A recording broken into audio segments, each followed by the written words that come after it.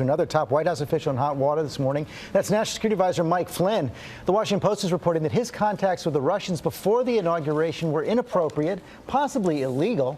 Let's bring in our chief global affairs anchor, Martha Raddatz. And Martha, at issue, whether Flynn was sending a signal about sanctions imposed on Russia for their election hacking.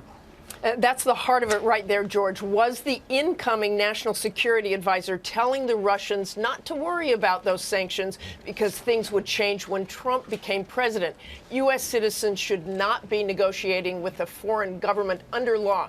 Flynn never denied he had communicated with the Russian ambassador, but as recently as Wednesday, according to the Washington Post, said no when asked if sanctions were discussed. The Post said that changed yesterday when an NSC spokesman backed away from the denial, saying that while Flynn couldn't remember discussing sanctions, he's not certain sanctions did not come up, George. And Martha, he made those same denials to his colleagues in the White House. Listen to Vice President Mike Pence a few weeks back.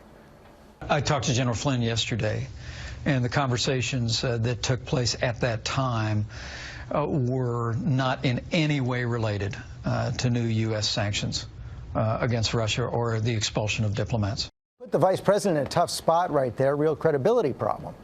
Certainly does. Vice President Pence said at the time he had spoken to Flynn about this. I suspect he and others will want to know why Flynn now appears to have changed his mind, George. Meantime, Martha, a major reversal overnight from President Trump on China. He had put the one China policy into play during the transition. He had a phone call with the Chinese leader last night. Yeah, this seems quite the turnaround.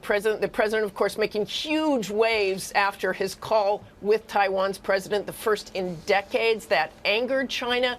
Now President Trump has officially recognized the one China policy.